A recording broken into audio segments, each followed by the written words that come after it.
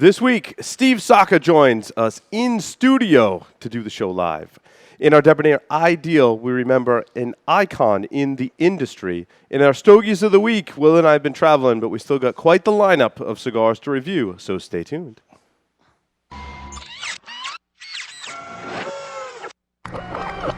This is a Security Weekly production.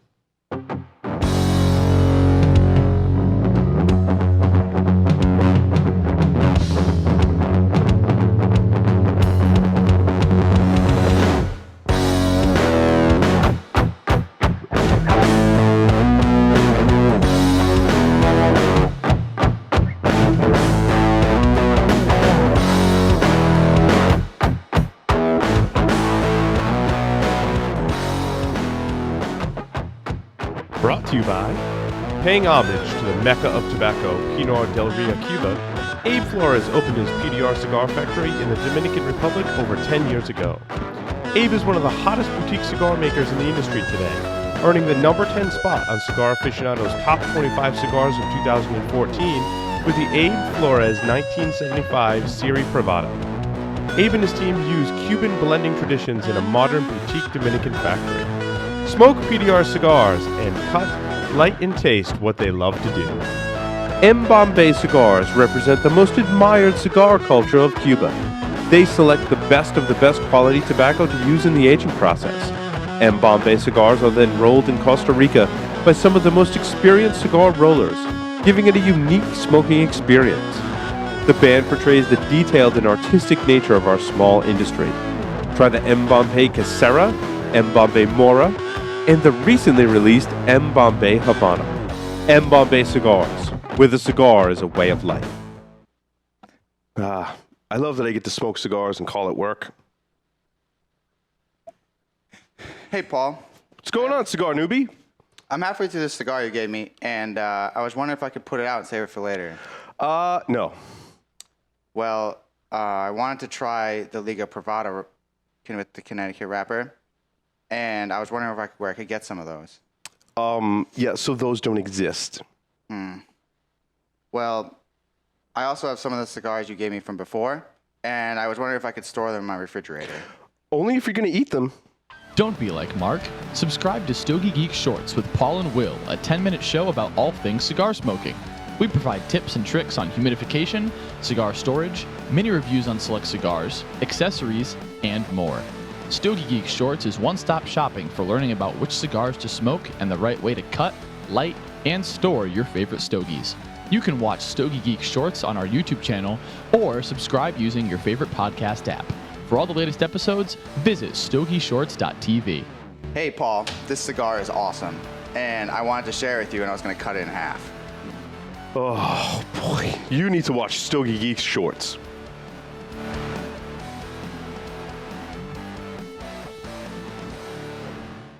Welcome, everyone, to the Stogie Geek Show. I'm your host, Paul Asadorian. Glad to be back in the studio smoking cigars with none other than Mr. Will Cooper on the lines via Skype. Welcome, Will.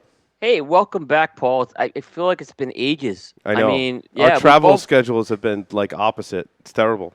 And we were both in the same place, which is the worst part of it, but we didn't get to see each other. Yeah. Well, because IPCPR was 1 week, and then the big security shows, Black Hat and DEF CON, were the week after, and I went out there for Black Hat. I know we talked previously on the show. I mean, next year I want to rent a house for 10 days out there so I can go to both shows, bring my family out. We'll see how that pans out. I am very excited to introduce our studio guest, who is no stranger to the Stogie Geek Show, Mr. Steve Saka. Steve, welcome to the show. How you doing, Paul? Good to hear you, Will. Yeah, it's good to have you here in person, dude. This is awesome. Oh, really? You live north in the neighboring states in New England here in New Hampshire. Yes, I do. So it's good to have you here. Well, thank you. I appreciate it. And I have to tell you, this set is really quite amazing. Thank you. Yes. Yeah, so we're doing a lot of work here. This is the set. It's interesting on camera. They don't get to see all the behind-the-scenes stuff, right? Yeah. You're sparing them the... Yes, exactly. Well, because it's a set, so there's there's cables flooring, and there's cables lights and there's stuff all over the place. Like the shows where we're going to do some of these camera angles. I'm where you actually see, like, planning on behind the tripping scenes. so I can sue on my way out. There's lots of I'm cables. I'm thinking, man, this guy's got some jack. I'm going to trip over that. And man, I'm going to make some money on my way out the door. That's it. Yeah. I know you did some renovations, Paul. So I mean, I know you were kind of. Well, the studio side seems to be in good shape. I mean, the guys have taken my saws all the way to bring it in here in the studio. Yeah. Next door in our offices, we're doing some construction and sprucing it up basically in our office side and where our live viewing area is. So there is a gigantic screen where you can watch the show live. So in the next couple of weeks, probably in September, would be a good time to come down as everything will be completed by then. So. I didn't get to. You did last week's show. Well, I didn't talk much about IPCPR. I wanted to kind of start by asking Steve how IPCPR was this year. I don't know. I mean, because I was in my own little 20 by 30 world, and I never really got out of the show, out of my little booth. It's crazy, right? Like people are like, oh, how was Black Hat? I'm like, I did the same thing. I stood in my booth. Right. I left my booth one time. That was because I promised to introduce one person to one other person, and I literally did that. Like in the last hour of the last day because I had to fulfill that commitment. But props to you for being in your booth, though, Steve. Just to talk about that point, I mean, having been to a lot of trade shows in different industries, sometimes you go to a booth and you expect to see, like, the man or the woman or whoever who's behind the scene, who's the person. Truth is, I didn't have a choice. We were just swamped. That's great. That's good, though. Well, it's good that you were busy. Oh yeah, we were definitely busy. That's awesome. There's a friend of mine. Stace Berkland worked your booth. And Stace Berkland has the highest energy level I know of anyone. He was absolutely exhausted from working that booth. He really was. I think Stace was really surprised. I actually kind of felt bad because he was free labor. I mean, I helped him with his trip out and this and that. Yeah, but I've done that before. He was working for free, and he ended up really working. And I don't think he had any idea how crazy it was going to be. People don't. It is a lot of work to do a trade show. So yeah, but you know what? You can go the opposite way. You can be not busy. That's the worst. And then time just ticks by so slowly. It's awful. So I mean, we were really, really blessed that we were just super busy, and the days just blinked by. That's great. So tell me about some of your newer lines. I know we were talking a little before. I've been busy lately. I haven't been keeping up as much as Coop the Scoop, the cigar dictionary over there. Yeah. But you've got some new lines. I still got questions for him on his stuff. So. Yeah, I mean, for all practical purposes, I mean, Sober Mesa is a new line. I mean, we really started shipping it in November. So for most of the country, I mean, and you told us not to smoke it too, which was awesome. You sent a bunch of media people samples. Yeah. And we were lucky enough to be in the list, and you were like, dude, let this rest. Yeah, which I think is important. Well, the problem was they were just all wet, because it was made, later in the, mid last year. And that was the reason why I didn't give any samples out at the show last year, because they were kind of like Russian roulette. I mean, it's a big problem. Every year at the show, you have this deadline. And even though we know when the deadline is, we still miss the deadline. Yeah. Everyone's always scrambling to get to the show. And in this case, I actually had a built-in excuse because I wasn't allowed to actually produce cigars until a certain period before my non-compete ended. Right. So for me, what I had was, I mean, the blend was 100% done because I was allowed to do that. We were allowed to produce it, but we weren't allowed to actually physically start real production cigars until a certain date. And that meant that the cigars that I would have brought to the show would have been 5 weeks old, and 5 weeks is a terrible time to smoke. Time. Yeah, it's that's the almost worst. in the sick period. Time. It is in the sick period, actually. It does land in that period. Right, so the cigars have still got too much water in them. And look, and some of them were smoking beautifully, and other ones just sucked. Yeah. So it's kind of like, and this is a very common thing, and Will will tell you this at the trade show. A manufacturer will hand you a cigar and say, but it's going to be better in 2 months. Yeah, yeah. Well, I mean, what's the point of handing somebody something that isn't ready to smoke? It's just better to hold off. It's that whole one chance to make a first impression, right? That's my attitude, and the truth is, I mean, we're not in a time-sensitive business until recently. I mean, does it really matter that you take an extra 3 extra months until they're ready? I mean, that's one of the things, the Fuentes have always had right about it when they talk about, the time it takes to make cigars. Absolutely. So I'm sure the big talk at IPCPR was FDA. We were talking a little bit before the show. I think the question that's burning a lot of people's minds is how does the FDA regulations as they're proposed today, and of course there's still a lot of questions and open-endedness to that, How does it impact someone like you who just started their own smaller company, and how does it impact you? Look, I actually don't know the answer yet. I mean, the problem is, we have this very large regulation, and so many of the rules are somewhat ambiguous. And until we actually know how they're going to be implemented and executed, it's really hard to predict that. I mean, in the worst case scenario, I'm out of business, 3 years from now. That's the worst case scenario. I don't tend to think it's going to go that way. I think once we get down to brass tacks, I think that there's going to be a navigable path to continue in the marketplace as a small manufacturer. I will say that compared to most of the small manufacturers, I'm relatively confident that if there is a path, that I'll be able to navigate that path because of my prior experiences with JR, and then being executive at JR, executive then at Drew Estate. I've had the benefit of a lot of exposure with legal counsel and lobbyists and dealing with various government agencies. I was going to say, did you deal with a lot in Europe too in your previous companies? So for me, I feel as though if there is a pathway, I'm probably in a better position than probably almost anybody. There probably isn't maybe 5 or 6 companies in the entire handmade cigar market that they have somebody that has my experience in-house. Right. Kind of like been there, done that with other countries that have had regulations. Look, that doesn't mean I won't get squashed like a bug. But if I get squashed like a bug, it's going to be a really bad day for a lot of people. Right. Yeah, and I'm with you. I think it's going to fall somewhere in between. I mean, someone was asking before the show, like, is nothing going to happen? Or is, like, the worst case? And in all likelihood, it's somewhere in the middle. I think that's where it'll come down. But again, we won't really know. The first date was today, August 8th. We're supposedly not allowed to, we aren't allowed to bring any more new products into the country. We're not allowed to introduce anything new to the marketplace. We are not allowed... Without approval, though, right? Without approval. But there's really Have they defined that approval process? No, that's the problem. There really isn't there hasn't been guidance issued as to exactly what is required for approval at this point. So, and I think that's the part that's so upsetting about the whole situation is it is that ambiguity. It's this not knowing. Right. I mean, we're like any other business. We want to know what the rules are because ultimately we want to comply. We want to do the right thing. We want to continue to provide jobs for our employees. We want to continue to provide cigars for our customers.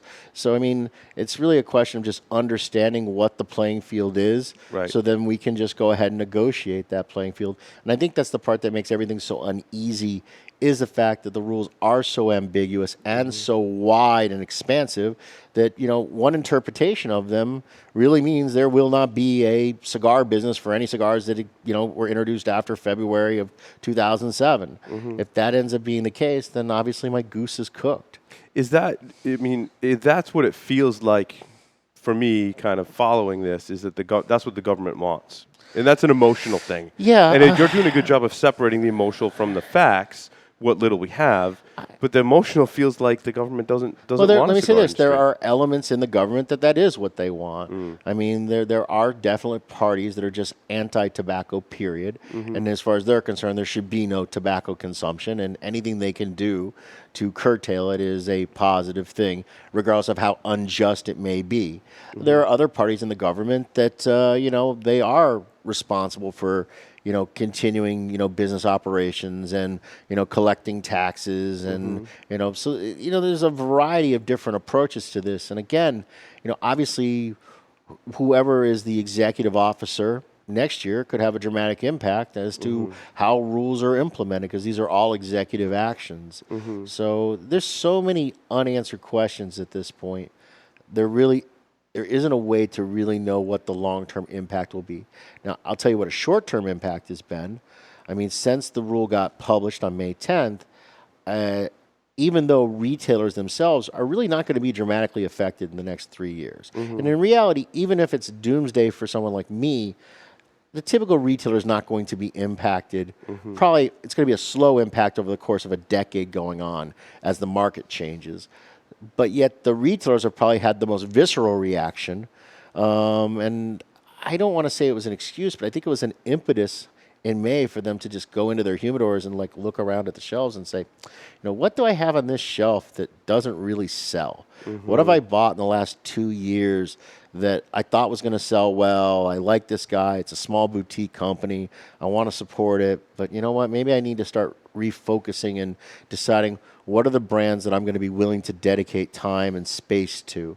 And so I think most retailers at this point are of the conclusion that they have to have small boutique company brands, that it's in their best interest. But at the same time, they're coming to the realization that they don't have to have all the small company boutique brands, and that some of these brands aren't actually working for them in their businesses. So I think it kind of gave them the impetus to really take a hard look at their humidor, take a hard look at their inventory levels, and just kind of do a little bit of a course correction, because the market really slowed down tremendously when May 10th, from the manufacturer to the retailer. It slowed down for most of the companies tremendously. And it started to pick back up when we started to get towards the tail end of June. It started to get back on track for most companies, but for a lot of companies, it still hasn't. But that's a hard decision to make for a retailer, because as I speak to many different retailers, as I'm sure you do as well, some of them that are like, yeah, this other boutique brand, wow, it sells awesome for me. And you talk to another one, retailer in a different part of the company, and they're like, yeah, that doesn't That's true sell with all for me. cigar brands. I mean, there are some cigar brands, Fuente, Padron. These brands pretty much sell on anybody's retail shelves. But most brands, they do have pockets where they do better and other pockets where they do worse. And, a lot of it has to do with the individual consumer base in the store. It has to do with who runs and operates the store, because a retailer has a tremendous impact on what their customers get introduced to, because when you walk into a retail shop, the reason why you walk into a brick and mortar shop is to get advice and guidance. It's one of the things that they can provide. So what brands they decide to walk the consumer over to try, or that they personally like themselves, has a huge impact on what potentially will do well in that particular store. It's very true. With the shops here in Rhode Island, I know Will and I have experienced this too. When Will comes here and visits, there are just certain brands that we smoke, and that's in large part due to the retailer has really educated us about that brand, told their story, shared with us those cigars, and that really. But I mean, ultimately, if you're a retailer, it really doesn't matter what sells out of the humidor. I mean, because the typical retailer is making the same average gross margin on everything in the humidor. So he really doesn't have a vested interest in brand A over brand B over brand C. So in the end, his consumers, his customers are going to dictate what ultimately ends up on the shelf long term. And what's happened because of social media and, media outlets like such as yourself, I mean, you get hot on something because you guys really like it, and you broadcast how much you really like it and how great it is, and that then motivates retailers to bring it in, to then find out that it gets a sampling, but it doesn't, for whatever reason, end up connecting with the consumer. And what's happening is a lot of retailers are sitting on a lot of dead inventory across the country. So I think when the rule got announced on May 10th, it just kind of made them just refocus and say, okay, what do I have in here that isn't quite selling the way we thought it should sell, or we expected it to sell. And then those retailers are going to close that stuff out. Yeah, that's the way it works. And we advise our listeners to take advantage of that. As they should. Because they're not bad cigars by any stretch. No. And we take advantage of that all the time. I mean, look, I know from my perspective, I have a standing offer as a company that if a retailer buys something from us and for whatever reason they don't like it, it doesn't work in their store, we'll buy it all back at whatever price they paid for it, because I'd rather them not close it out personally. Right. I'm very lucky. I think it can hurt the brand. You're right, Steve. But luckily for me, we haven't had anyone take advantage of that yet. That's good. But eventually somebody probably will, because it doesn't really behoove me to have the product in a store that it doesn't ultimately serve the retailer's interest. Right. Because we're in a business, it's not about the first sale. The first sale is really irrelevant. It's very easy to get the first sale. And it's actually easy to get the second sale because normally the retailer will buy enough that just their initial customer sampling will consume the first sale. Yeah. So it's Yeah. really the second and third sale where you start to see whether the brand has any legs in that particular store. And I mean, the industry term for that is the turns. How does the product turn? Right, How does right. it turn over? And ultimately, so really what you really want to be focused on is not the initial. I mean, the initial sale is important to try to get the opportunity, but in reality, the opportunity isn't the same as getting the repeat business. The 12th sale, the 22nd sale, the 45th sale, those are the ones that really, really count. Yeah, no, I totally agree, and it's an interesting industry because, I mean, it's a relatively small buy-in for the consumer. From their perspective, they're going to try one or two cigars. Right. You know, But it's a big buy-in for the retailer. It's a big buy-in for the retailer, It's not yeah. as bad as the jewelry business, but when you look at an average retail shop, you got to figure on average every single box of cigars that he has on that store on that shelf cost him somewhere between $100 to $250 to put it there. So just go into your local brick and mortar guy and just count the number of boxes and multiply it. Just take 150 or 175, and it's not. It's very easy to quickly realize this guy's got $400,000 worth of product in a 10 by 14 space. Right. I mean, it's That's your average retailer in the U.S. It's a huge cash investment. It's a lot of money. I mean, if you talk to anybody in our business, they'll tell you that all their money's in cigars. They have no money in the bank. Right. You know. That is their money in the bank, so to speak, right? So so it's very critical for retailers to buy smartly. And that's somewhat challenging for you as the cigar manufacturer as well, because you're going to come out with different brands to hold. Well, see, that what I would consumer's say to you interest. is it's short-sightedness on the part of a lot of these little companies not understanding this from the get-go and trying to sell to as many people as possible as much as they're willing to buy. And what they would really be better served is to really sell that guy just a couple boxes and give it a chance to organically grow rather than load him up with way more than he can potentially sell. Because you end up long-term shooting yourself in the foot. Do you? Now we're getting into business talk. Right, which is where my brain is right now. I'm sure the Stogie Geek listeners could care less about any of it. Yeah. That's right up my alley. Let's talk about your go-to-market strategy, but part of that is understanding who you're selling to and really honing in. And what I hear you saying is what I try and do in business too, and everyone does that starts a business that has any knowledge about how business works, is choosing your initial customers wisely and targeting specific people. Do you do that in cigars, or is it more? It sounds like it's more a lot trial of and people error. do, but here's my thing with this young brands that I have. What's actually more relevant to me is that the store owner is personally interested in having the brand on their shelves. Yeah. So we just hired a couple reps, and it's the first time we've ever done that, and it's more so to serve the clients that we actually already have. Yeah. Because as we grow, we're for finding it retention. impossible Yeah. to keep up with everybody. But the truth is, I really don't like to sell somebody that isn't actually interested in the first place. Right. I would much rather have them say, yeah, you know what, I'm hearing good things about the brand. I'm having customers come in and ask me for it. I smoked one and I loved it. I want to bring it in my shop. That to me is a much better customer. And the other thing too is my situation is very peculiar. I mean, most small boutique guys, they spend 5 years trying to fight their way to get into smoking or the Corona Cigar Company or Tinderbox, the Carolinas. I mean, you could list 50 great accounts that are considered premier accounts to be in, and I'm pretty much in almost all of those. Right, because you've been in the business. Because I've been in the and business. with I've those done people business with these before. people for a very long time. So Right. for me, It's that whole thing when you make a sale, you have to earn that person's trust, and it's much easier if you already have that person's trust. Right. So obviously, I had a leg up, and and I'm thankful for it. The reason we trust you, though, is because you make awesome cigars and you have a reputation for doing that. So I try. let's talk about the cigar that I believe we're both smoking right now. Which one is this now, Steve? This is Mi Querida. And so now, tell me about the blend and what the blending process was like and what tobaccos you're using in it. Well, here's the funny part. This is a thing with the FDA that's ambiguous. I don't know what I'm allowed to say anymore because we're all going to have to do an ingredient disclosure list. So in the past, I've always been the guy that told everybody everything about everything. And now I'm like, I don't know if I should do that anymore. So now I'm pretty much kind of going the way of the rest of the industry until we get some better guidance and saying, listen, it's a Connecticut broadleaf wrapper. It's naturally fermented. And then it's an all Nicaraguan blend, including the binder. It has a total of 4 different leaves in the filler. So it's a total of 6 different tobacco combination. And that's what you can tell the FDA. I don't know what I'm supposed to tell the FDA yet until they give us some guidance. I Right. mean, maybe I'm just supposed to tell them it's tobacco, water, and some sort of vegetable-based glue. Right, I mean, maybe that'll be the disclosure. Maybe I'm supposed to tell them the year and the seed variety and the farm and, what the hours of sunlight the crop. I don't know. So it's one of these things. I mean, so at this point, pretty much I'm just pretty much saying it's what I am telling consumers.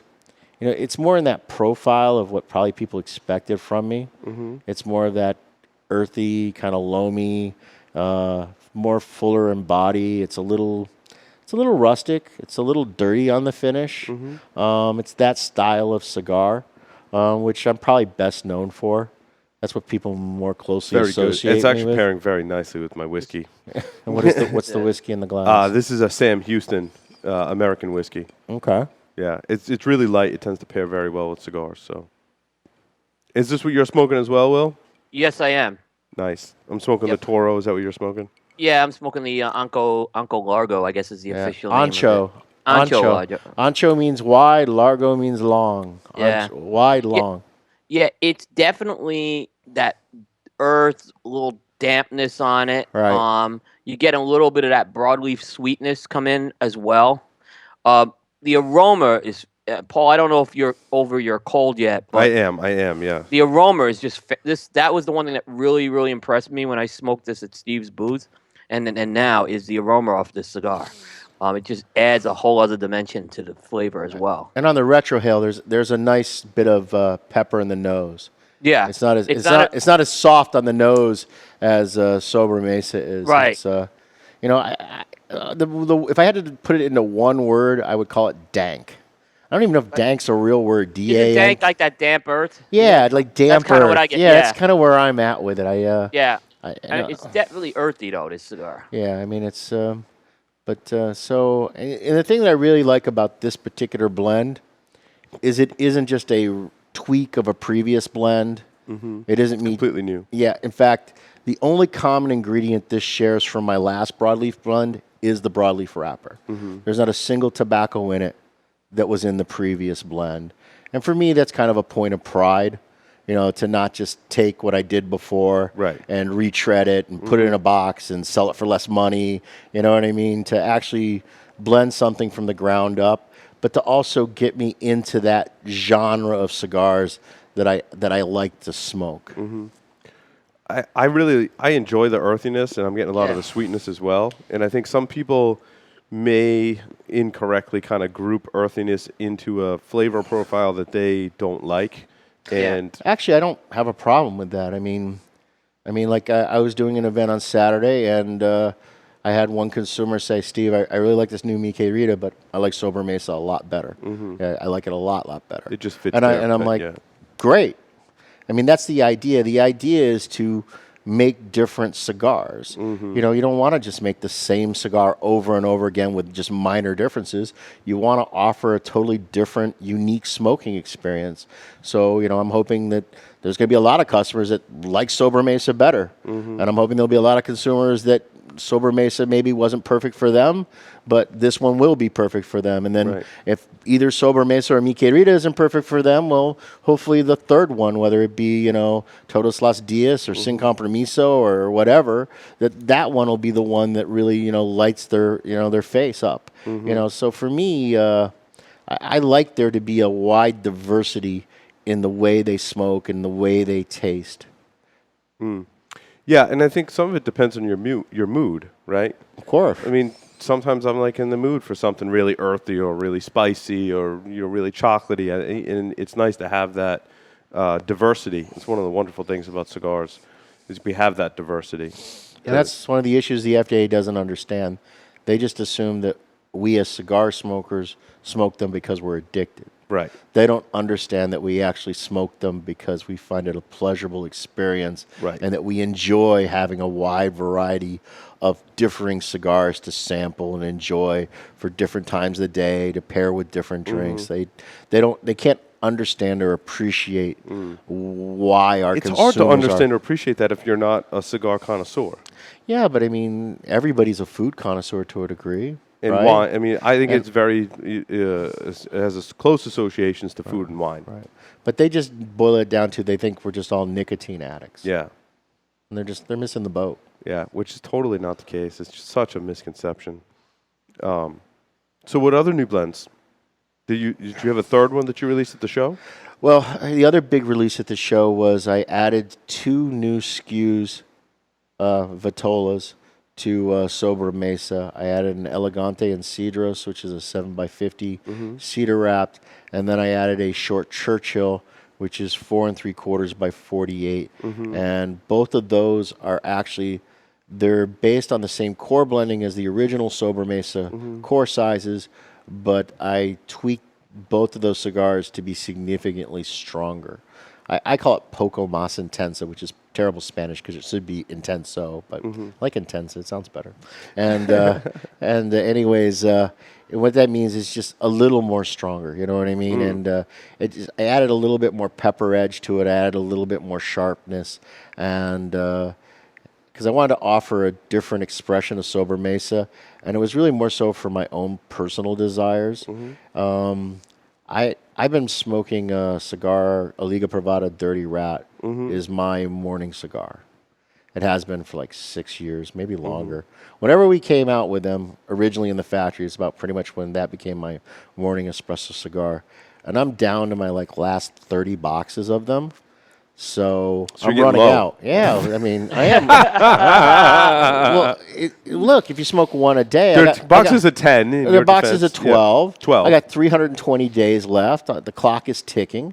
So I needed to come up with, I mean, the other option is that I buy them, but I'll be damned if I'm going to pay retail for a cigar that Right, is 'cause involved now in you- making. Yeah. So I wanted to make a replacement for me to have a cigar to smoke with. And I'm not telling people that it tastes like a Dirty Rat because it doesn't. It's a much different cigar. But for me personally, it satisfies that particular need. The way it smokes, the texture of the smoke, the lushness in it, the amount of pepper and strength is the short Churchill. I love that size too. Yeah, it's a great size. And a lot and of different blends. It's a great cigar. In fact, I think the problem with it is I think there'll be a lot of people that look. You never know how these things are going to go. But I think the Sober Mesa Short Churchill has the potential to become like one of those like runaway kind of hit kind of cigars.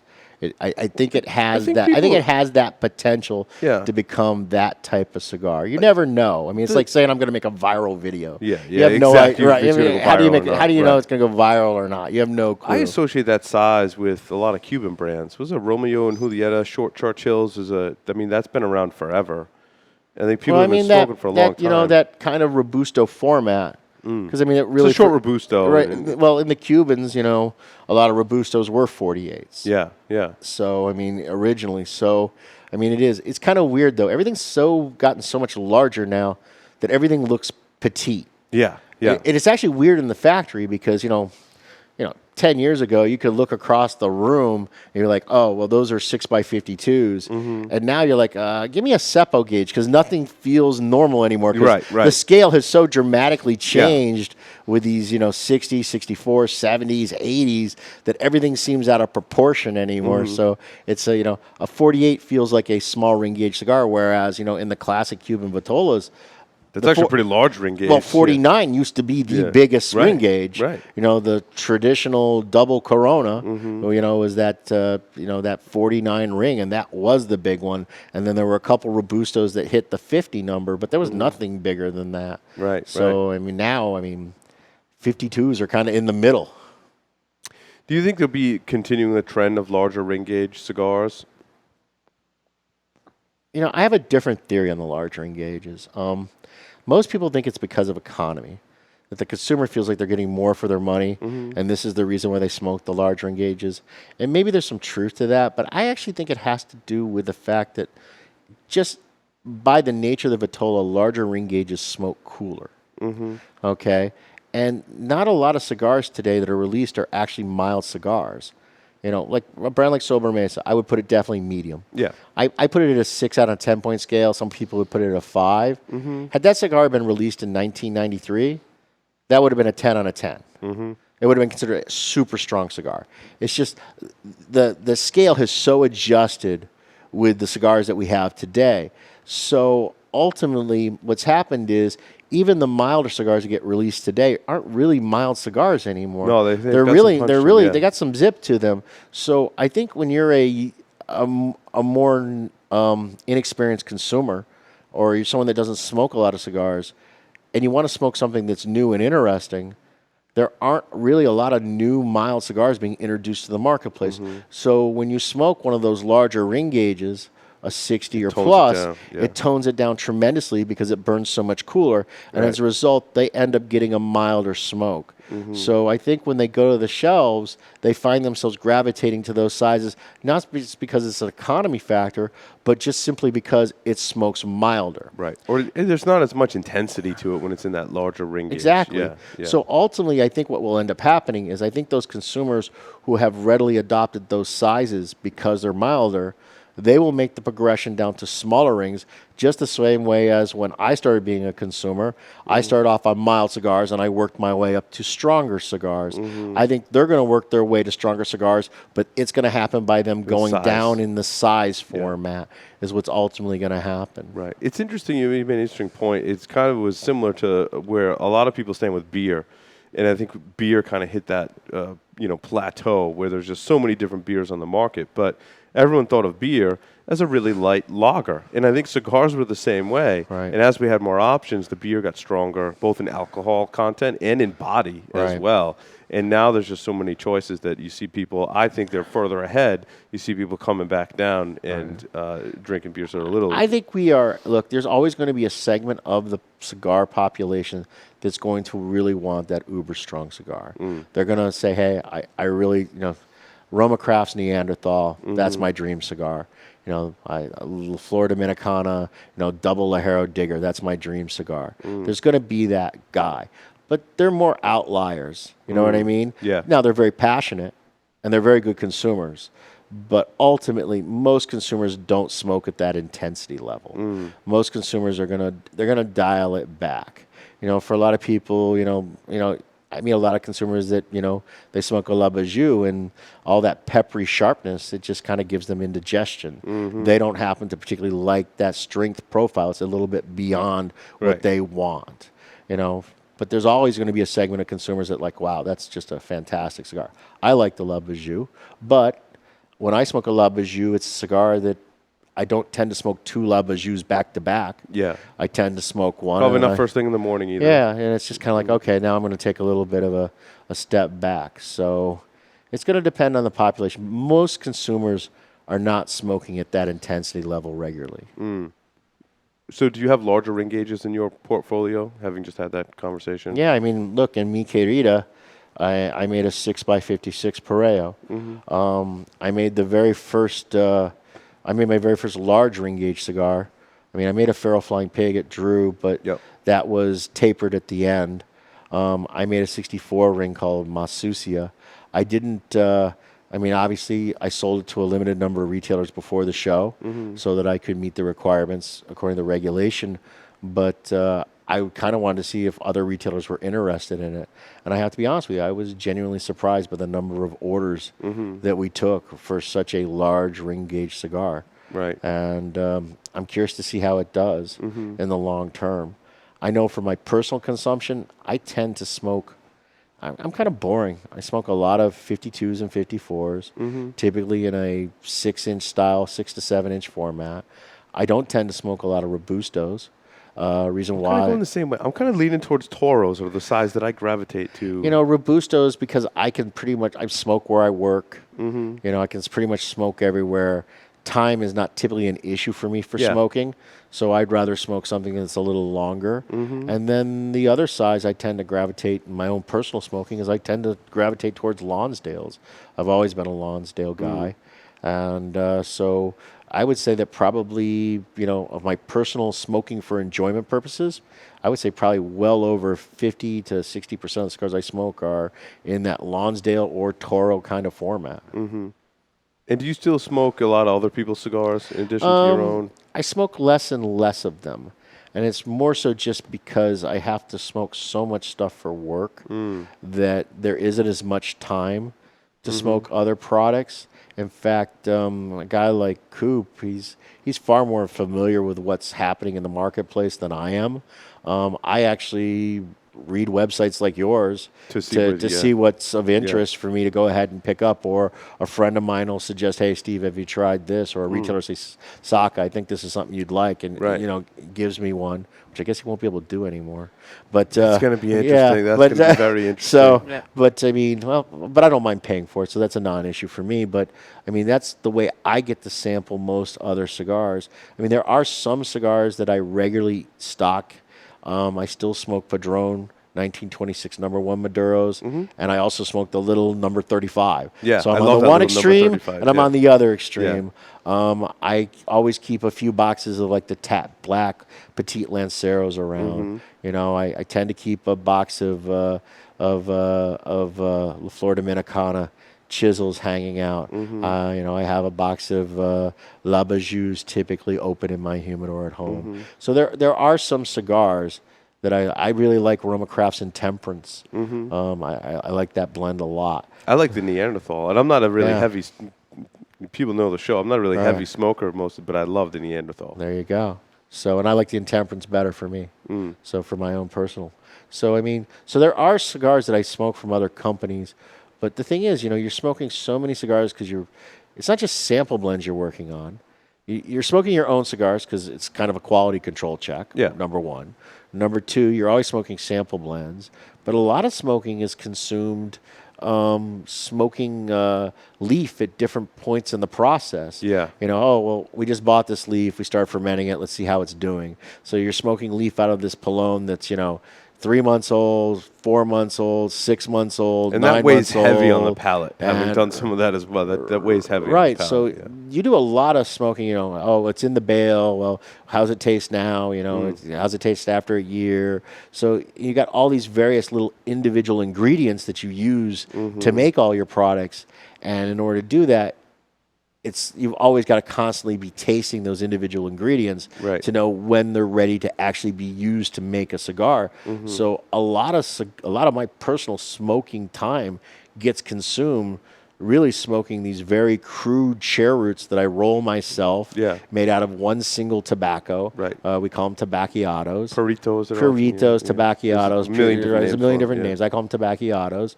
And that consumes a lot of smoking time. And it kind of edges out your ability to play the field as much. Right. So it's not. And then the other thing, too, look, when you smoke a cigar from a guy that actually blends and makes cigars, they tend to like their stuff better than everybody else's. And it only makes sense because you're making it for your personal taste. You like it. You're going to make a cigar that you like. You're not going to make a cigar that you think is terrible. So ultimately, for me, I think the cigars that I make are ideal for me. And that's always been my approach to it, is to always try to make cigars that I really, really, really love. And then hopefully somebody else will also love it. But because of that, it does mean that I do genuinely enjoy smoking the blends that I've been personally responsible for creating and continuing to maintain the quality. Will, some final questions for Steve, and Steve's going to be with us for the whole show. So. Yep. Yeah. So Steve, I'm going to ask a few questions. Actually, grouped together, so it won't take long. But so you mentioned that you have some of these other sides of Mi Querida. Right. I'm putting a lot of these products that were I'm calling them stealth cigars. Yeah, I heard you use that term, stealth.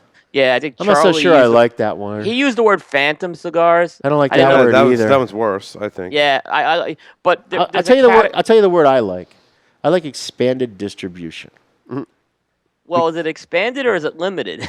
Well, no. I mean, look, this is one thing. When we talk about limited cigars, all cigars are limited. There's a limited on how many Macanudos you can make. Right. Okay, it just happens that they have enough tobacco that market consumption doesn't exceed their tobacco inventories. Okay, Padron Anniversarios, 10 years ago, they were very limited. There wasn't enough tobacco. As the brand grew, they grew more tobacco, they fermented more tobacco, they aged more tobacco. Right. Well, right now, you can buy Padron Anniversarios on almost every retailer shelf regularly. They don't run out like they used to run out. Okay, and it's so all cigars are limited to a degree. It doesn't matter what the product is. So what you see a company like myself. I make a cigar like Todos Los Dias, and currently I'm selling it to maybe 20 accounts in the country. Well, next year I'm going to grow that and say, okay, now I'm going to sell it to 100 accounts. Now I'm going to sell it to 150 accounts. Right. Yeah. So I think what you're going to see is a lot of expanded distribution. You could take this is just me talking out my ass. I have, no benefit of anything, but you could take a brand like the Yellow Rose that Crown Heads make, and it's made, you tell me, well, I think it's primarily a brand for Texas, is it not? It's a broadleaf, I think, for Texas. Right, it's a broadleaf for Texas. Well, there's nothing that's going to limit them from saying, okay, you know what, we originally sold it just to retailers in Texas, and now we're going to expand the distribution of this product and make it available for a lot of other retailers. Right. So I think for consumers, they're still going to be what's going to be perceived to them as new cigars on the shelves, but they're not necessarily new cigars. I mean, take Leaf by Oscar. Leaf by Oscar seems like a new cigar to so many people because it's now appearing on shelves all across the country. But Leaf by Oscar has been in the marketplace for almost 5 years. Yeah. You know what I mean? It was just a Western Pennsylvania thing. Yeah. So I think that's what you're going to see is you're going to see a lot of products get expanded distribution for a long, long time to come because there are a lot of products that were introduced to the marketplace prior to the August 8th deadline. And I think you'll just see retailer manufacturers saying, okay, well, let me take one of those brands and let's, grow more tobacco, ferment more tobacco, work more tobacco, and, let's make that our release wider. Along those lines, Steve, it seems to me that there seems to be more consistency in the marketplace. And I don't know if that's changed over the past 5 to 10 years, if there's more tobacco, if there's improved methods in which people are producing cigars. But it seems to me cigars are more, or across the board, more consistent today. Is there any, truth Let me say to that? this, again, because I'm in my own little world, I'm probably the worst judge of that. I mean, you guys are better. You guys try a gazillion cigars that I would never, ever pick up. So you guys actually have more exposure to new products and new brands. I noticed M. Bombay is one of your sponsors, right? Yeah. I had I smoked my first M. Bombay like 3 months ago. I was at a retailer, Classic Cigars, and he says, hey, Steve, I really like this cigar, and he gave it to me. It was the first one I had ever smoked. I never smoked it before. So, I mean, I can't really judge what other people are doing. Have you seen the methods that that you've adopted? Have they matured over time for maintaining consistency from year to year? Well, look, of course. I mean, you're always striving. Look, in the end, consistency is the most important criteria. Because what will end up happening is you'll get a consumer to try one of your blends, and they're going to decide whether they like it or they don't like it, whether it's worth them buying or not buying again. The people that decide that it's worth buying again, they become loyal consumers of your product. They become your customers. And to them, the reason why they buy it is they buy it because of the way it tastes and the way it smokes. If that changes. If that changes, you end up losing them. So even if you somehow in your head you think you're improving it, you're actually not improving it because the guys that buy it for what it is. Right. So right. I always tell people that if you make a cigar that tastes like cat urine, You have to it's got to taste like cat urine forever. Right. Yep. And because that's the reason why they buy it. They love the taste of cat urine. And so, for the long-term health of a brand, it absolutely must be consistent. Because you can never, ever have a brand that's long-term. And the other thing that I think is happening is I think you're starting to see a little bit more maturity among some of look, it's very easy to make that first sale. I mentioned that earlier. But you cannot make the first sale, and that's not a way to build a viable long-term company. Because what ends up happening is eventually when you do limited after limited after limited after limited, you just end up burning that consumer out. Because what will end up happening is you have this super uber limited thing, and the guys love it.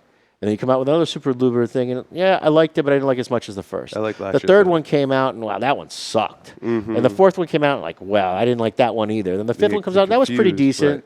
And then the sixth one comes out, oh, I really like that one. But eventually, you get so many bites at the apple that the guy says, well, I've already tried so many cigars from company XYZ Yeah, I'm burnt that out. I'm just done with company XYZ. Yeah, You know what I I've mean? seen that happen. It I've happens. seen that happen. And I mean, and it's great in the short term because those companies get a meteoric rise initially. They get a lot of sales. But what ends up happening is they then end up having a steep nosedive in the end. And it's not really a sustainable business model. There's a percentage of those cigars that we're talking about right now, Right. that Steve, and mostly it's that first release, is like absolutely phenomenal. And I think regardless of where your loyalties lie for a brand, the reason that Will and I and a lot of other consumers try these limiteds when they come out is because we're looking for that limited I tried 3 years ago from that company is one of the best cigars I've ever had, right? And we'll go try other people's limiteds because we want to find that same one that comes out. I hear you. You know? Yeah, I think we go back to La Aurora Cien Años is a good example of that. I mean, we're trying to find that next one. I think that was one that just Right. yeah. And there's been some Tatuaje releases like that too, and and even Viaje. And the reason you keep trying it is because you had like an off the charts experience with one of them. Because I don't know, they were able to find some really well aged tobacco. I think is one of the keys to that limited. But the thing is, it's always very easy to make some really great cigars in small batches. Yeah, yeah. It's a much different situation to say, hey, I want to make a consistently great cigar year in, year out. That requires a much different approach. It requires a much bigger wallet. It requires a lot more risk, a lot more investment. And in the end, that is how the big companies become the big companies. That's how they end up garnering the support and the loyalty from their customers because their customers can rely on them to give them something that is good. And I like to level set too and point out brands from companies that have been around for a while. EP Carrillo is one of those that does it for me. I'm like, sometimes we go searching all these limiteds. I'm like, but Ernie's making some awesome stuff. Right. And it's very consistent and it's always available and you don't have to worry about chasing it. And it's always there. Yeah.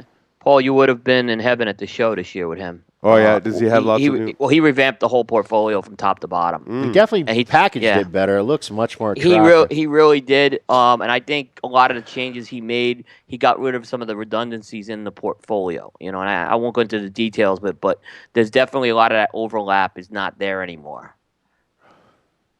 So, Will, did you have more questions for Steve? Sorry, I hijacked your line of questions. No, and I'll just ask you. You have to ask me one question. You have to ask me about Juan Cancel because he's pimping for me to say something positive about him on your program.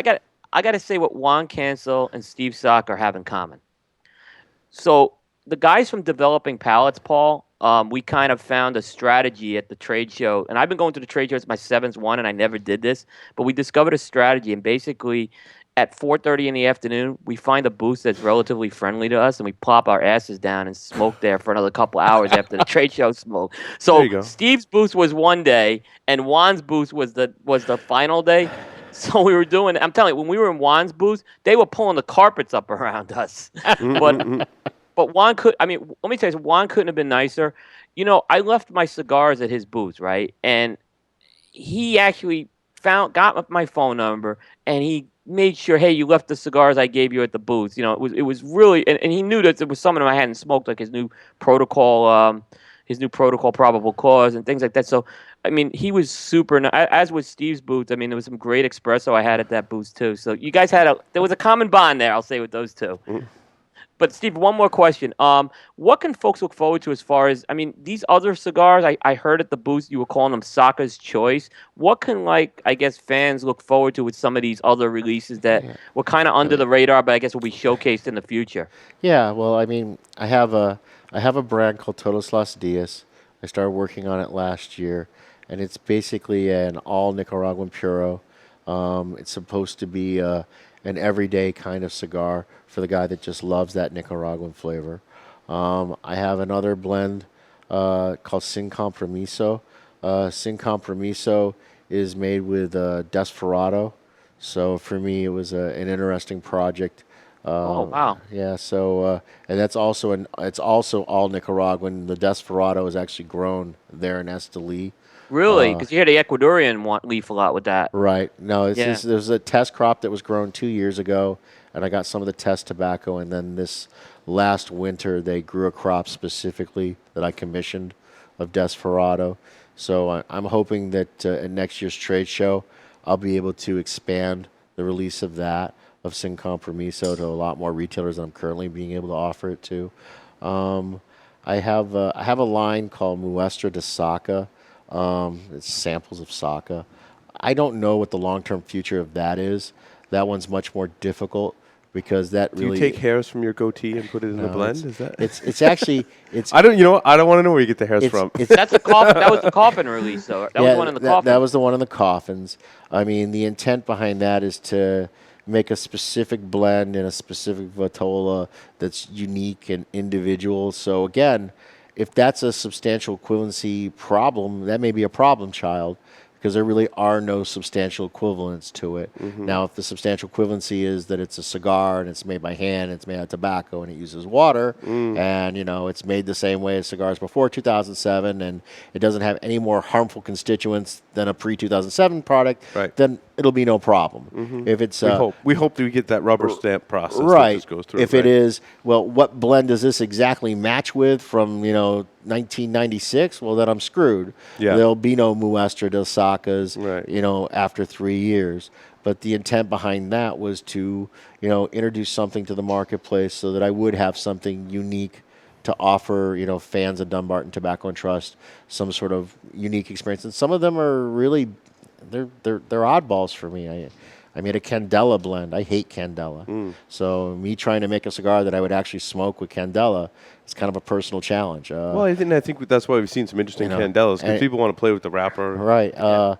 Everyone that knows me knows I'm not a Lancero guy. I've never been a Lancero guy. So I worked very hard to try to make a Lancero that I personally would be willing to smoke. You know what I mean? So a lot of the things that are in that Muestra de Saka are actually they were like personal challenges for me to try to make something that I would not typically make. I have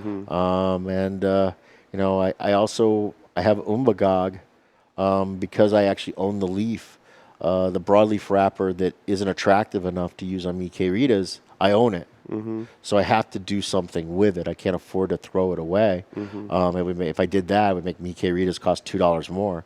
So what I have to do is I have to find an outlet for that. So I created a blend called Umbagog that's really just, they're ugly cigars is what they are. They're not really, they're not that ugly, but they're not a $10 cigar. They're just simply not. Aesthetically, they're just not that pleasing. I don't tend to rank aesthetics very high when I. Well, you know review what? cigars, to be Maybe honest that's with you, but consumers are in a humidor and they're looking around and they shop with their eyes before they shop with anything else. So, aesthetics are definitely an issue. And so, I have Umbagog, but I don't really know. I've sold it to a variety of retailers, but I don't know long term if I can sell it that way because there's really no money in it. You know what I mean? So I have to figure out some sort of long-term strategy as to what's the best way to sell that product. And the problem that I have is I don't even know how much there'll be, because what I'm hoping there'll be none of it. So like the current Polone that I'm working out of, approximately 20% of that wrapper I don't think is aesthetically pleasing enough to be used to make mi querida. Right. The next Polone might be, the next two Polones that I have that are currently in process, I think the one, there may only be 4%, and the other one, there may only be 2%. Is that weather primarily that plays into that? No, it's just every crop is unique and individual. Yeah. You know what I mean? There's a lot of environmental. Because the truth is, all three of these Polones are actually coming from the same crop from the same farmer. I gotcha. Okay, just this is the way it ended up, sorting out. So, so I have that Umbagog product. So I have a variety of these products that, I hope to be able to expand the distribution on in the future. But, at this point, I'm pretty much focused on, growing Sober Mesa, introducing it to more and more consumers, getting people to try the Short Churchill and the Elegante, and hopefully also, introducing them to this new Connecticut broadleaf, this mi querida. Nice. Very nice. With that, we're going to take a short break. We're going to come back. We're going to do our Debonair Ideal. Then we're going to talk about what we've been smoking. I actually have an Oasis cigar this week. So Stay tuned.